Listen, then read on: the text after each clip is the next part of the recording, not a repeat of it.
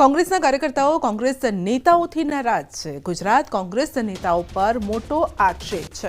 કોંગ્રેસના કાર્યકર મિતેશ પરમારનું નિવેદન છે કે વડોદરામાં રાહુલ ગાંધીને મળ્યા બાદ નિવેદન આપ્યું, ગરીબ કાર્યકરોને ટિકિટ નથી મળતી।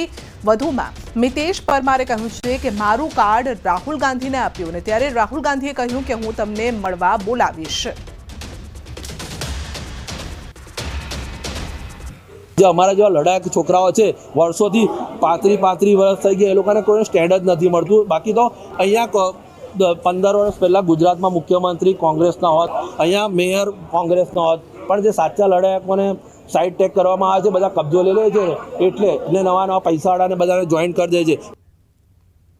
હાલ શ્રાવણ માસ ચાલી રહ્યો છે, પરંતુ સામે ફૂલો ખરીદનાર ગ્રાહકોની સંખ્યા ઓછી દેખાઈ રહી છે, જેના કારણે હાલ ફૂલોના વેપારીઓને નુકસાન છે।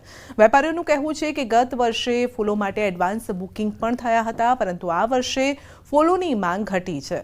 વેપારીઓની આશા છે કે જે પ્રમાણે ગ્રાહક મળવા જોઈએ તે હવે નથી મળી રહ્યા। તેની પાછળનું કારણ આર્ટિફિશિયલ ફૂલોને માનવામાં આવી રહ્યું છે, કારણ કે લોકો ઓરિજિનલ ફૂલો કરતાં આર્ટિફિશિયલ ફૂલોમાં વધુ રસ દાખવી રહ્યા છે। હાલ ઓરિજિનલ ફૂલોના ભાવની વાત કરીએ તો ગુલાબના 1 કિલોના 150 થી 200 ભાવ છે। મોગરાનો ભાવ પણ 700 થી 800 રૂપિયા, ટગર 700 થી 800 રૂપિયા કિલો વેચાઈ રહી છે।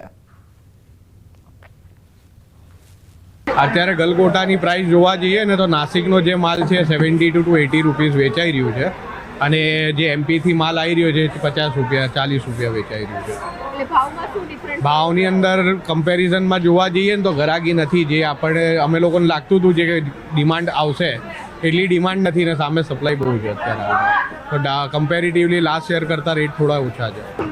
હા, એકચ્યુઅલી કેવું છે કે ડેકોરેશનની અંદર હવે તમે જોવા જાઓ તો ગલગોટાની લડો, વ્હાઇટ ફ્લાવરની, ગ્રીન ફ્લાવરની, બધાની તમને આર્ટિફિશિયલમાં અવેલેબલ થઈ ગઈ છે।